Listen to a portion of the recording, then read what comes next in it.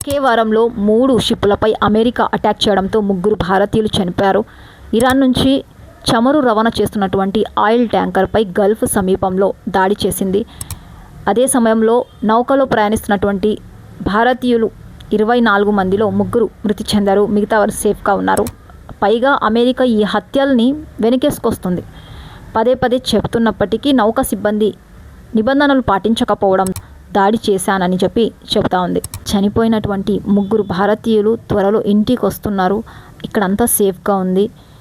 Marriage day ఉంది, మంచిగా చేసుకుందాం, గ్రాండ్గా సెలబ్రేట్ చేసుకుందాం అని చెప్పేసి విశాఖపట్నానికి సంబంధించిన సురేష్ చెప్పారట భార్యతో. అవే చివరి మాటలు. 24 ఏళ్ల యువకుడు ఆదిత్య శర్మ తన కుటుంబ సభ్యులతో ఒక విషయం చెప్పాడట.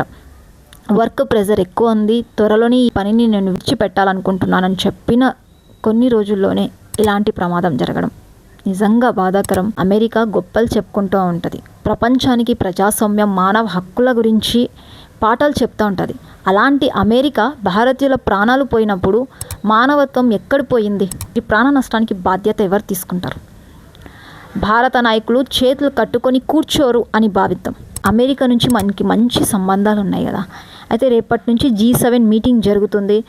G7 సమ్మిట్ మీటింగ్లో ట్రంప్తో మోదీ ఎలాంటి చర్యలు తీసుకుంటారు అనేది చూడాలి మరి.